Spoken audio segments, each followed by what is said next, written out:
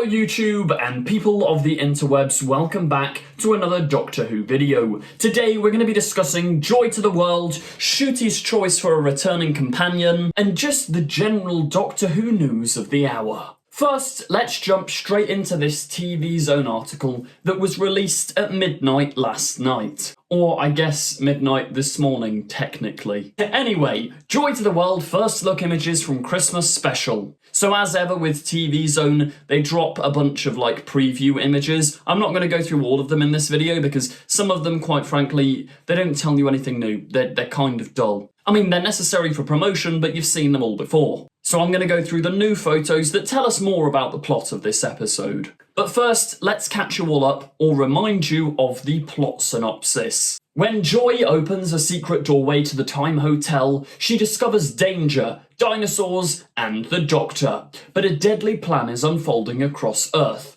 just in time for Christmas. So this deadly plan is that whole the starseed will rise and the flesh will bloom.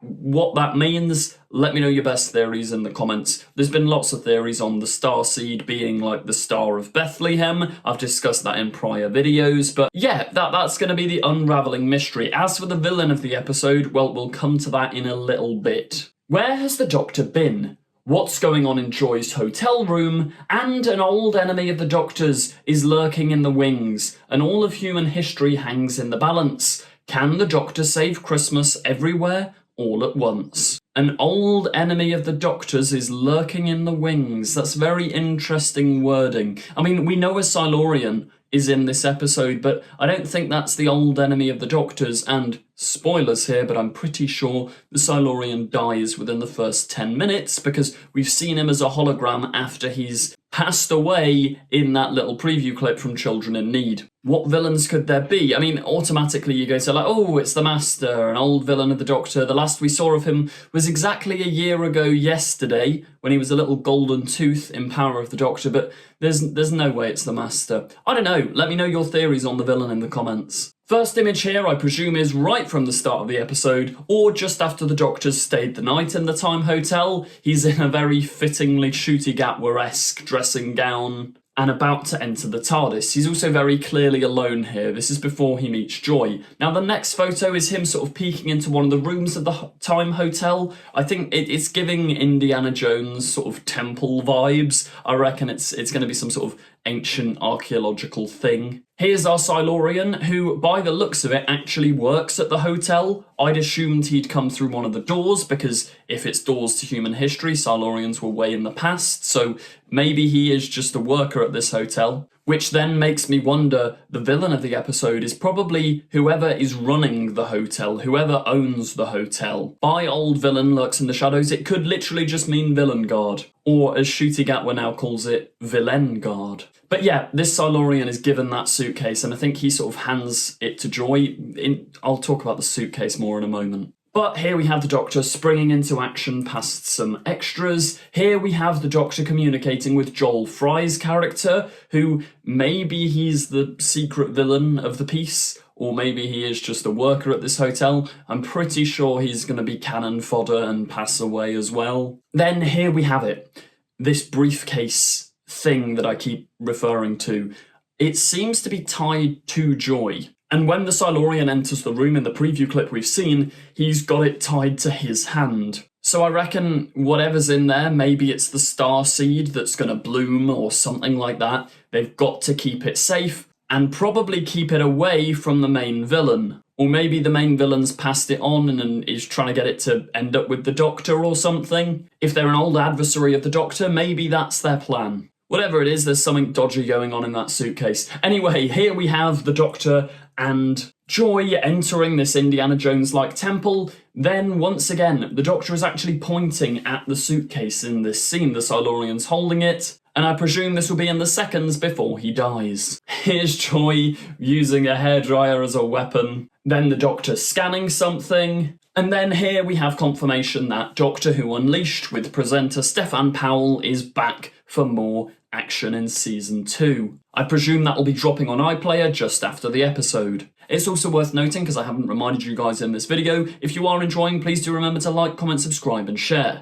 But now that we've looked at the images, let's get into some quotes, because we've got quite a few things said by Stephen Moffat and various other people. This article is from the BBC, and it states, Doctor Who Christmas special casting creatives tease laughter, tears, and a time-travelling conundrum with beautiful final minutes of joy to the world. Throughout this article, they interview both Ncuti Gatwa and Nicola Coughlan, as well as Stephen Moffat and showrunner Russell T Davies. When Ncuti is asked what we can expect from Joy to the World, he says that at the start of the episode we find the Doctor alone. He's lost his companion and he's on the hunt for some milk. So I think we've seen in the trailer as well, there is going to be an emphasis on the Doctor having lost Ruby. I know he technically hasn't lost, like they parted on amicable terms, but it was quite a sad departure, or at least written in that way. He's landed in a very exciting hotel, and then the adventure ensues. He's obviously still dealing with losing Ruby, who's back at home with her family, and he's trying to fill that void with an adventure, and it's a big one.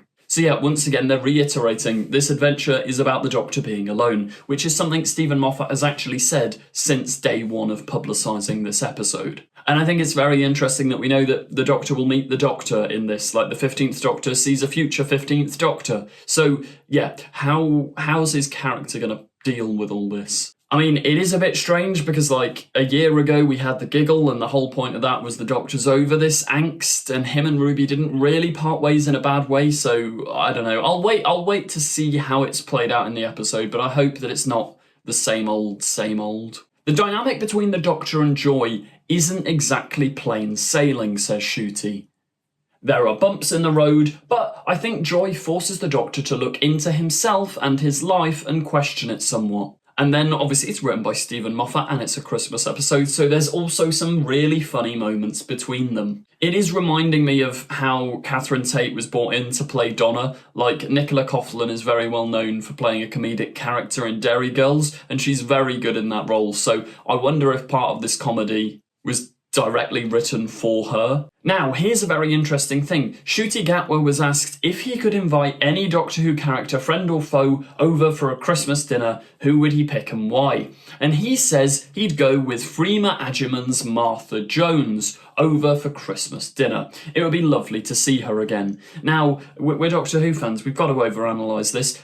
Could this potentially be him hinting at Martha coming back in some capacity? I don't think so. I think it's not impossible that she will return. I mean, with UNIT, Russell has literally said the plan with this new unit was to sort of have a revolving door of, like, past companions that come in and work for Kate as set up in Power of the Doctor. So seeing Martha again wouldn't be a surprise at all, and it would make complete sense. I mean, I was kind of surprised she wasn't there for the 60th. Having her there would kind of made a bit more sense than Mel, to be honest. But either way, I think this is probably just because the majority of Doctor Who that Ncuti Gatwa has watched is the original RTD1 era, and we've already had Donna back, and it doesn't make sense to have Rose back, so he's gone with Martha. But you never know, you never know. When Nicola Coughlan was asked how she reacted when she read the script, she said that she just loved it so much. Aside from being completely confused by the timelines at first when marking up the script, I mean, yeah, not only do they film this unchronologically, as she says in this thing,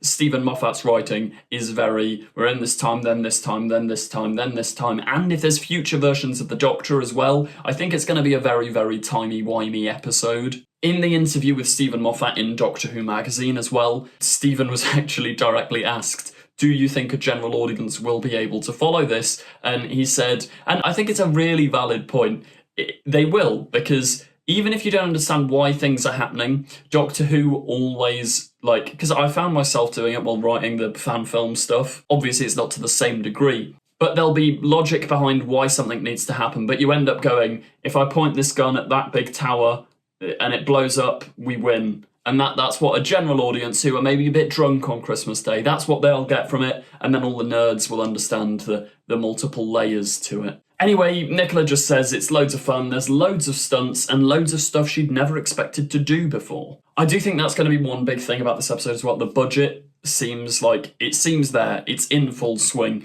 So many locations, so many sets. But what did Russell T Davies think? When Russell was asked what audiences can expect to see from Joy to the World, he says laughter, tears, time-travelling conundrum, and a dinosaur. I mean, we've already seen the dinosaur, and I'd highly doubt that the dinosaur crops up again in the episode. Maybe it does. I thought it would just be like a funny little 10-second dinosaur cameo. But to him, that is the logline. Stephen has written such a powerhouse episode, so much happens, and it's all very understandable. See, there you go, once again, they're emphasising it's not going to be too complicated. I think that they're aware that sometimes fans complain that sometimes timey-wimey stories are a bit too complex. You're laughing, and it's very moving. I cry every time I watch it, and I've watched it 100 times. Easily.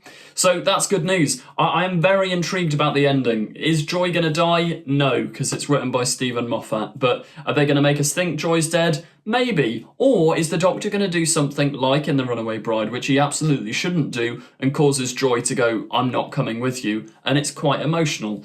I'm intrigued. Let me know why you think there's an emotional ending to this episode, and as ever, if you did enjoy, please do remember to like, comment, subscribe, and share. Echo's Destiny, our feature-length Doctor Who fan film, will be dropping on Boxing Day, the 26th of December. Make sure you're there. It's part one of a two-part final epic to fan films ever. It's gonna be good fun. Thank you for watching, and goodbye!